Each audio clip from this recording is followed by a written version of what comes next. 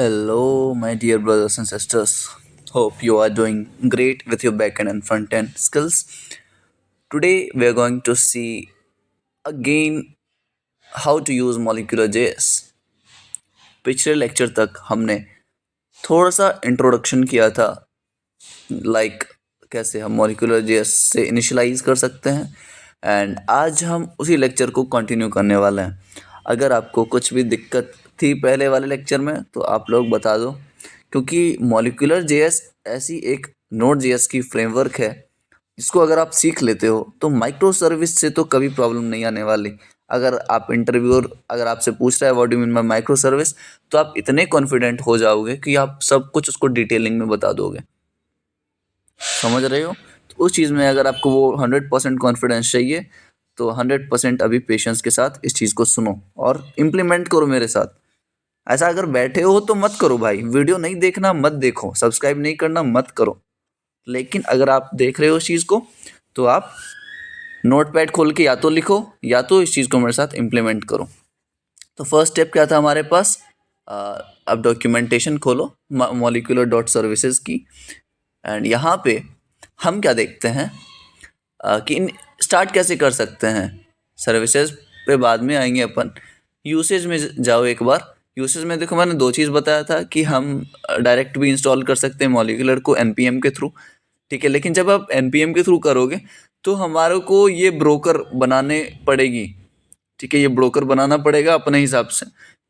अगर मैं ये चीज़ नहीं चाहता तो मैं CLI के थ्रू जाऊंगा, कमांड लाइन इंटरफेस. CLI को यूज़ करने का बहुत ज़्यादा बेनिफिट है अपने पास, क्योंकि इसमें मॉलिक्यूलर खुद पूछता है मुझसे कि भाई आपको क्या सर्विसेज चाहिए, क्या ट्रांसपोर्टर के टाइप चाहिए, कौन सा प्रोटोकॉल यूज़ करना है.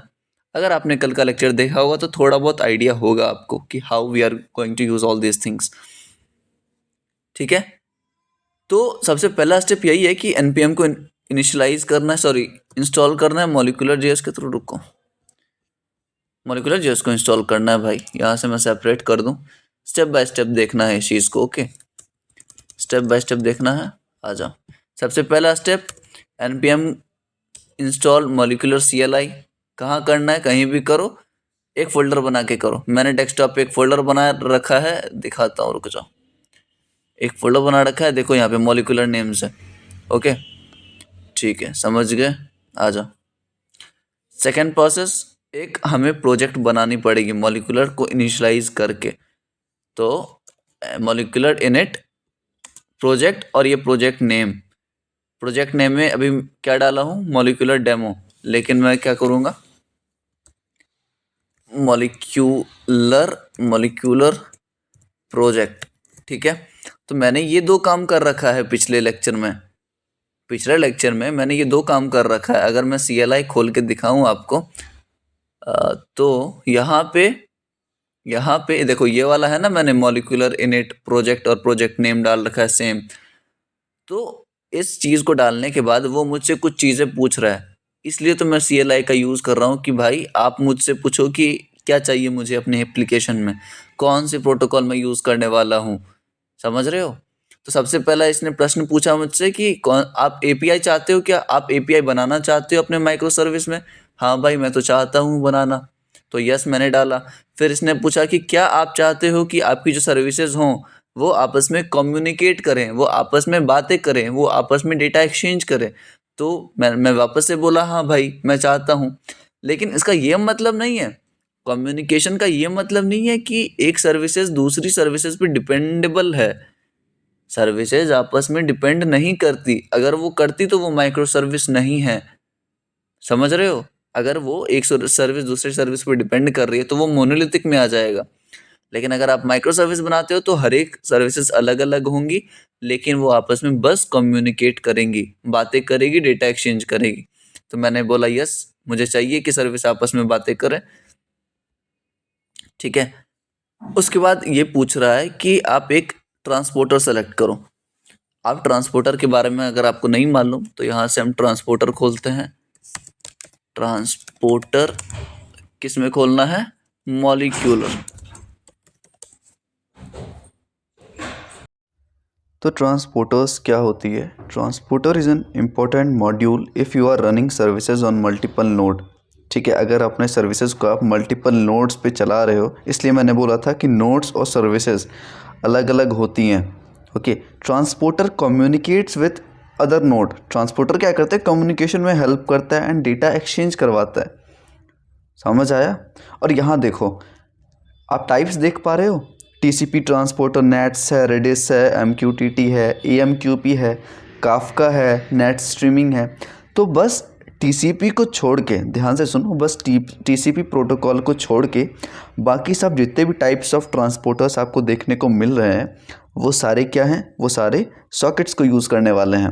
लेकिन टीसीपी ये एचटीटीपी को यूज़ करता है। वेब सर्वर पे हमारा हाइपर टेक्स्ट ट्रांसफ़र प्रोटोकॉल होता है ना, जो वो टीसीपी उसको यूज़ करता है, हाइपर टेक्स्ट ट्रांसफ़र प्रोटोकॉल को।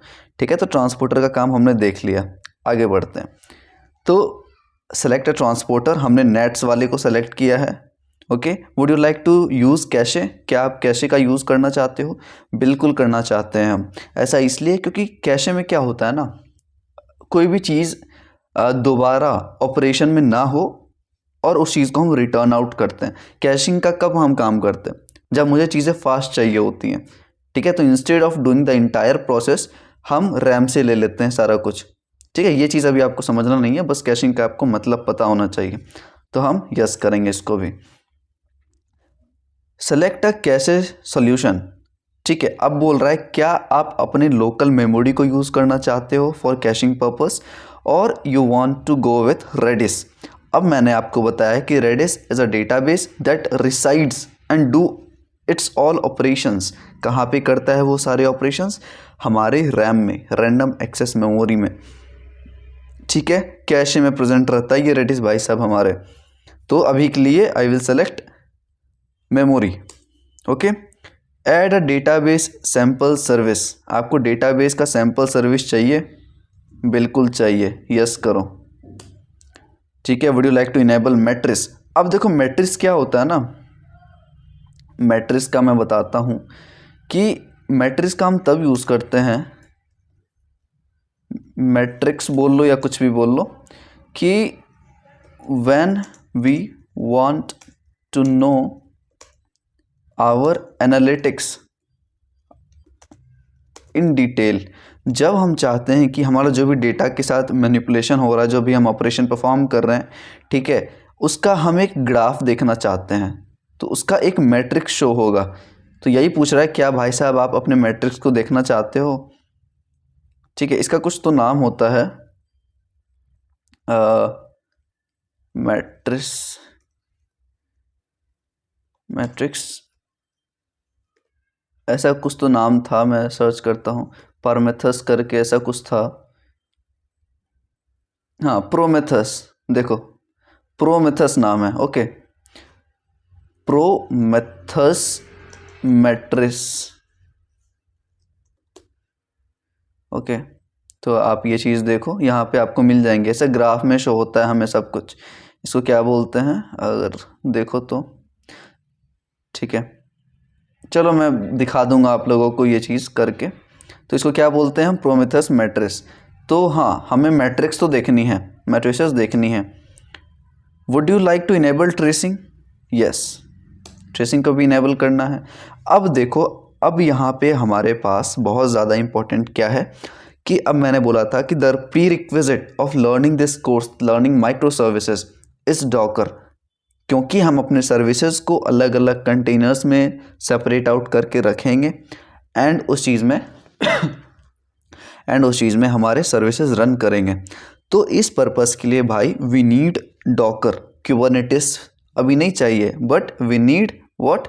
We need Docker for containerization process. Yes, we need it.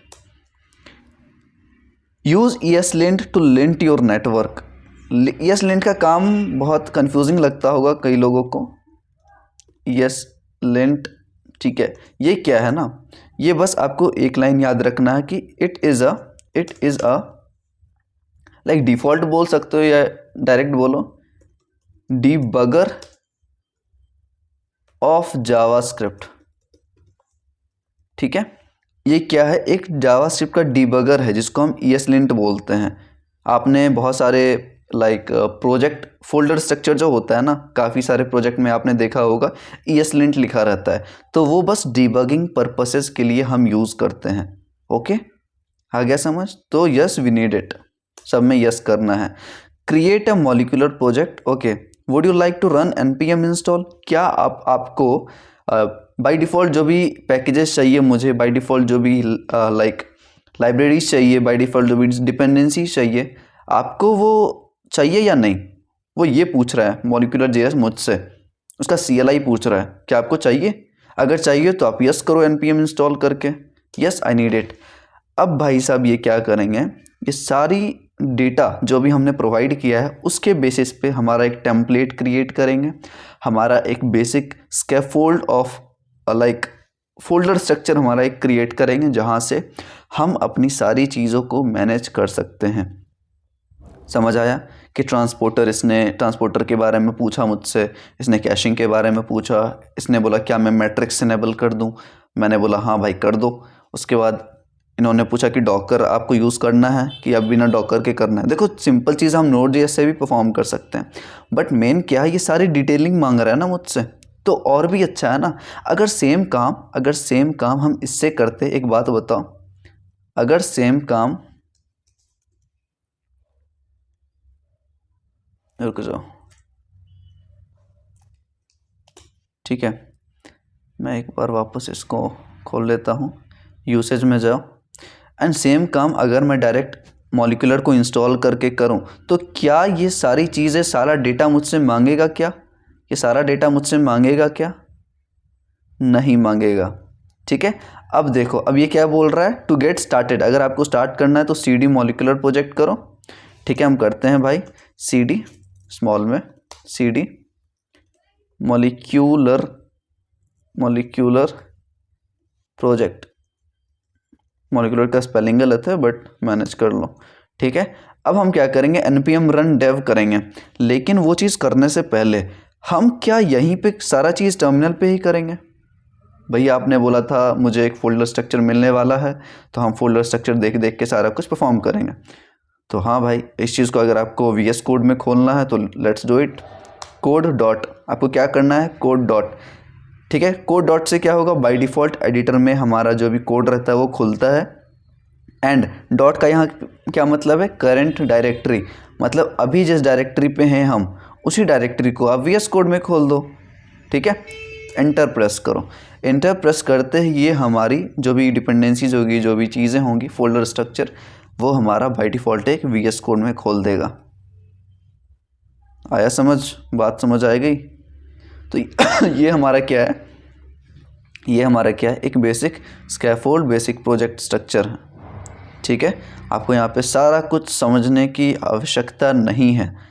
मैं वापस से इसको रिपीट कर रहा हूँ, यहाँ पे आपको सारी चीज़ समझने की आवश्यकता नहीं है। मैं जो इम्पोर्टेंट होगा वो अपने हिसाब से बताऊँगा और आपको समझ आ जाएंगे। ओके, सबसे पहले आपको जाना है package.json में। ठीक है, इसको खोल लो, अपन बहुत डेप्थ में देखने वाले हैं इस चीज़ को। तो इसमें क्या है, अपने पास एक स्क्रिप्ट डिफाइंड है। मैं पहले रन कर लूँ इस चीज़ को, उसके बाद मैं समझाता हूँ आपको। आप टर्मिनल खोलो, कंट्रोल शिफ्ट और बैक टिक्स। ठीक है, टर्मिनल खोलूँगा मैं, एंड यहाँ पे मुझे क्या लिखना है, इस स्क्रिप्ट के हिसाब से चलो। अगर आपको पता नहीं है कि कैसे रन करना है तो npm dev कर लो, npm run स्टार्ट कर लो। हम क्या करेंगे, npm run dev। ठीक है, इसको करते हैं पहले, उसके बाद देखो ये करता क्या है। npm run dev मैंने स्टार्ट किया अपना सारा सर्विसेज, तो इसने क्या किया, इसने क्या किया, एक एक करके देखो। Molecular this was starting version start किया, namespace not defined, node ID Apple iPad. देखो मेरा जो लोकल नाम है लैपटॉप का वो ये बता रहा है एप्पल आईपैड नाम है। ओके, मैट्रिसेस इनेबल्ड है, मैट्रिसेस रिपोर्टर। अब देखो ये टूल बता रहा है मुझे, मैंने मैट्रिक्स इनेबल किया था, याद है आपको, याद है आपको, मैंने मैट्रिक्स इनेबल किया है। तो वो मैट्रिक्स इनेबल करने के बाद वो ये जो टूल बाय डिफ़ॉल्ट यूज़ कर रहा है, that the name of that tool is Prometheus reporter. Prometheus reporter, ये क्या करेगा, हमारा एक रिपोर्ट क्रिएट करके मुझे शो करेगा। ठीक है, नेक्स्ट देखो, अब देखो स्ट्रैटेजी कौन सा यूज़ कर रहा है। मैंने बोला था स्ट्रैटेजी किस चीज़ के बारे में, किस स्ट्रैटेजी की बात कर रहा है ये भाई साहब, ये बात कर रहे हैं हमारे ट्रांसपोर्टर के स्ट्रैटेजी को। अब देखो स्ट्रैटेजी मैंने बताया था आपको, रुको दिखाता हूँ मैं। ट्रांसपोर्टर पे आओ आप ट्रांसपोर्टर पे आओ। किधर गए भाई साहब हमारे ट्रांसपोर्टर, देखो यहाँ पे। ओके ओके ओके, इसके ओवरव्यू में जाओ, मैं दिखाता हूँ, मैं रुक जाओ। देखो देखो, लोड बैलेंसिंग जो करता है ना, ये ट्रांसपोर्टर नहीं, सॉरी, लोड बैलेंसिंग की हम बात कर रहे थे जब, तो लोड बैलेंसिंग जो ये प्रोसेस करता है ना, वो बहुत सारे प्रोसेसेस से कर सकता है। अब वो मुझे ये चीज़ नहीं पूछा कि कौन से प्रोसेस से करना है, लेकिन ये बाय डिफ़ॉल्ट कौन सा चूज़ किया है, राउंड रॉबिन। कौन सा चूज़ किया, राउंड रॉबिन एल्गोरिदम, समझ आया। तो यहीं पे वही है, राउंड रॉबिन स्ट्रैटेजी वो यूज़ कर रहा है। डिस्कवरर, किस चीज़ का डिस्कवर कर रहा है ये, तो यहाँ पे डिस्कवरर हमारे पास क्या है, डिस्कवरर की बात कर रहे हैं हम। तो किस चीज़ की ये डिस्कवरी कर रहा है, ये जब हमने बात किया था जब कुछ features of like micro services की, तब हमने ये देखा था कि ये जो डिस्कवरर होते हैं, मतलब सर्विस डिस्कवरी का नाम सुना था। सर्विस, जो भी हमारे पास सर्विसेज होती है ना, जो भी हमारे पास सर्विसेज होती हैं, उनके साथ दो तीन चीज़ें होती है। ठीक है, सर्विस को आप सबसे पहले डिस्कवर करते हो, डिस्कवर करने के बाद आप क्या करते हो उसके साथ, रजिस्ट्रेशन, सर्विस रजिस्ट्री। ठीक है, रजिस्ट्री होने के बाद इसको करते हैं हम स्टार्ट, और इसको करते हैं हम स्टॉप। ठीक है, मतलब कोई भी सर्विसेज है हमारे पास, उसके साथ ये बेसिक ऑपरेशंस होंगे। समझ आ गई, आगे बढ़े। तो उस सर्विस डिस्कवरर के लिए जो मतलब एक टूल कुछ यूज़ होता होगा, उसका नाम है लोकल डिस्कवरर। ओके, मतलब ये बता रहा है कि मैं इस स्ट्रैटेजी के लिए मैं किस टूल का यूज़ कर रहा हूँ, किस सॉफ्टवेयर का यूज़ कर रहा हूँ, किसकी मदद ले रहा हूँ। ठीक है, फिर देखो कैशर के लिए कैशिंग का इसने पूछा था कि आप कैशिंग करोगे या नहीं, मैंने बोला था हाँ करूँगा, तो उसके लिए मेमोरी कैशर का यूज़ कर रहा है। ये सब आप लोग देख सकते हो, मैं यहाँ से बताता हूँ आपको। ट्रेसिंग इनेबल्ड किया, फिर रजिस्टर्ड 15 मिडिल वेयर्स क्या होते हैं मालूम है, मिडिल वेयर्स क्या होते हैं मालूम है आपको, नहीं मालूम है तो आप बैकएंड के स्टार्टिंग बेसिक लेक्चर्स में जाओ, क्योंकि यहाँ बहुत सारी ऐसी टर्म्स आएंगी जो अगर आपको नहीं पता तो आपको मतलब बेसिक देखना अनिवार्य है। बेसिक जो हमारे 80 के अराउंड वीडियोज़ हैं, 80-85, वो आप देख लो एक बार, आपको हर एक चीज़ समझ आ जाएंगे। तो सबसे पहले अब यहाँ से चीज़ें चेंज हो रही हैं कि यहाँ क्या लिखा है, API gateway server created. API gateway का जो सर्वर है वो क्रिएट किया गया है। ओके, इसके बाद रजिस्टर राउट टू एपीआई, ये नहीं देखना अभी। नोड सर्विस इज रजिस्टर्ड, देखो सर्विसेज कितनी है अपने पास, 3 सर्विसेज हैं। ध्यान से देखो, हमारे पास 3 सर्विसेज हैं अभी लिस्टेड, बाय डिफ़ॉल्ट 3 रहती है। और ये 3 क्यों हैं भैया, 3 इसलिए है क्योंकि ये जो मॉलिक्यूलर जेएस वाले जो है ना, वो हमें 2 files, 2 services as a free देते हैं। फ्री देते हैं का क्या मतलब, कि मुझे समझने के लिए देते हैं कि काम कैसे हो रहा है। ओके, 2 फाइल्स इसीलिए हमें दिए गए हैं ताकि हम समझ पाए उसको देख देख के कि काम कैसे हो रहा है, कैसे हम सर्विसेज क्रिएट कर सकते हैं। ठीक है, तो सबसे पहले API service.js जो है ना, ये API से रिलेटेड, ये राउट से रिलेटेड सारा काम करती है। ओके, तो इसलिए लिखा गया है API सर्वर क्रिएटेड सब। ठीक है, इसको क्रिएट किया है इसने, मॉलिक्यूलर वालों ने। सेकेंड, आप ग्रीटर सर्विस और प्रोडक्ट सर्विस जो है ना, वो बाद में आती है। पहले देखो यहाँ क्या लिखा है, नोड सर्विस स्टार्टेड, लेकिन आप कहीं सर्विसेज में देख पा रहे हो कि नोड आपको मिल रहा है। आपने यहाँ देखा कि भैया नोड सर्विस रजिस्टर्ड लिखा रहा है मेरा, लेकिन सर्विसेज वाला जब मैंने खोल रहा हूँ फाइल तो उसमें कहीं ये है ही नहीं नोड। तो यहाँ पे एक चीज़ है जो आपको समझनी पड़ेगी कि नोड जो है ना, node service is a default service of what, किसकी, नोड सर्विस एक डिफ़ॉल्ट सर्विस रहती है मॉलिक्यूलर की।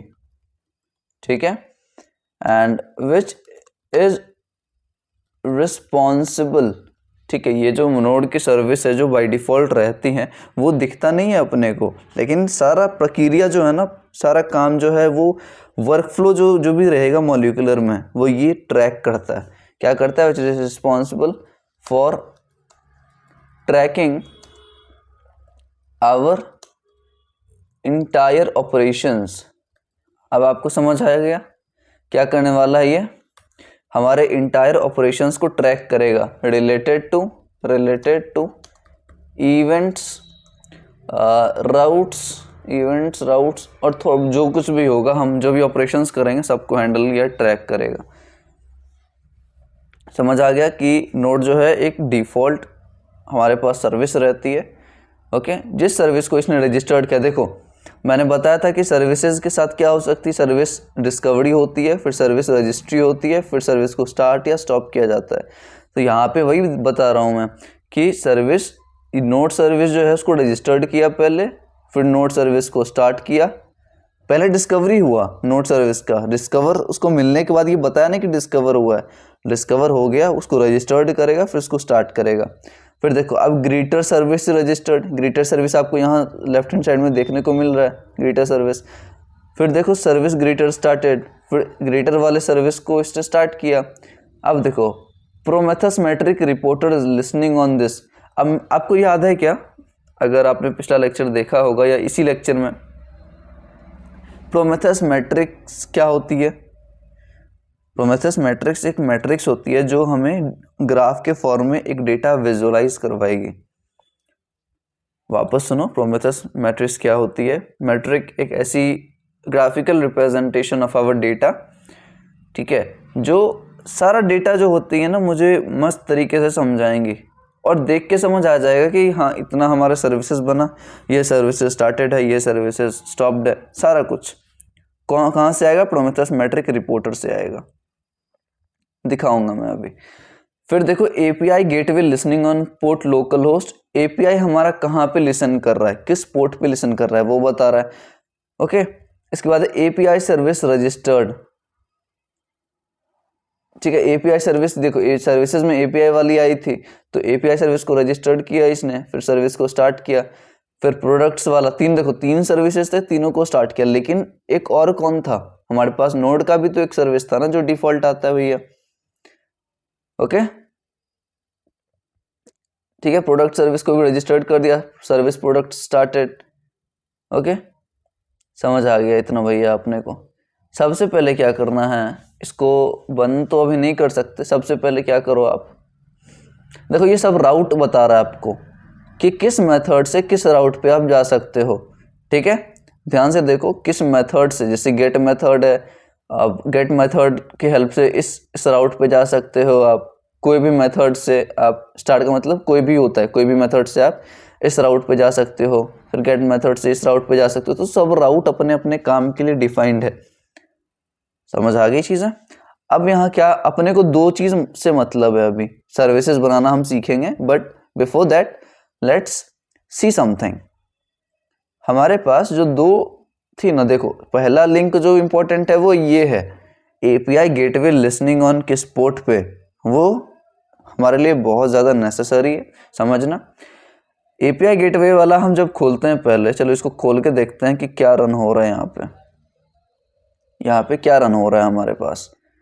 तो जब मैं ये लोकल होस्ट खोलूँगा तो आप देखोगे एक बहुत अच्छा चीज़, अब ये authorize by user name and password बता रहा है। ओके, तो यूज़र नेम एंड पासवर्ड कहीं दे रखा है क्या मुझे? Okay, user name and password तो नहीं है भैया मेरे पास।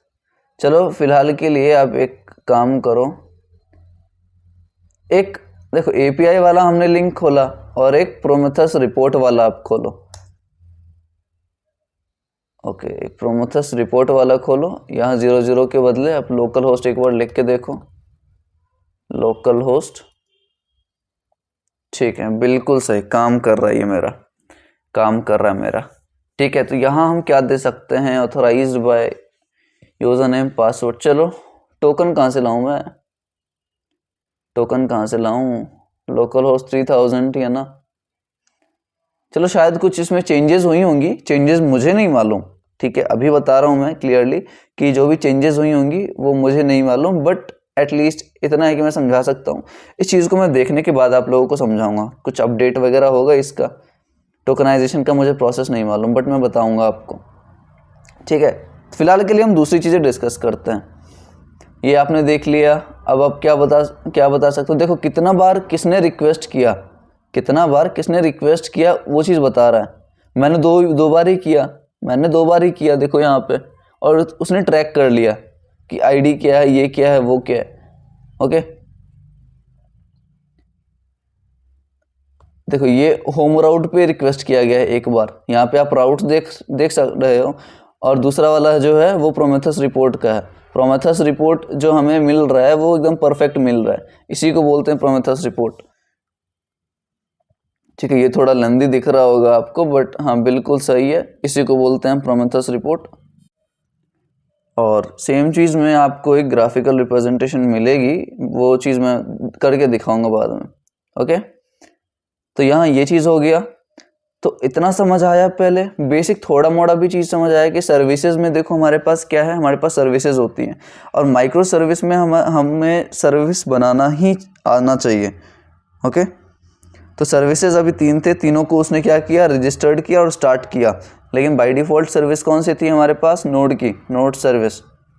ओके, टोटल कितना सर्विस को स्टार्ट किया है इसने, देखो service broker with 4 service started, यहाँ लिखा रहा है ना कि सर्विस ब्रोकर के साथ 4 सर्विस को मैंने स्टार्ट किया। 3 सर्विस ऑलरेडी लिस्टेड हैं, एक एपीआई का, एक ग्रीटर और एक प्रोडक्ट। और चौथा सर्विस कौन सा है हमारे पास, चौथा सर्विस हमारे पास नोड का जो डिफॉल्ट आ रहा है। ओके, इतना चीज़ हमने देख लिया।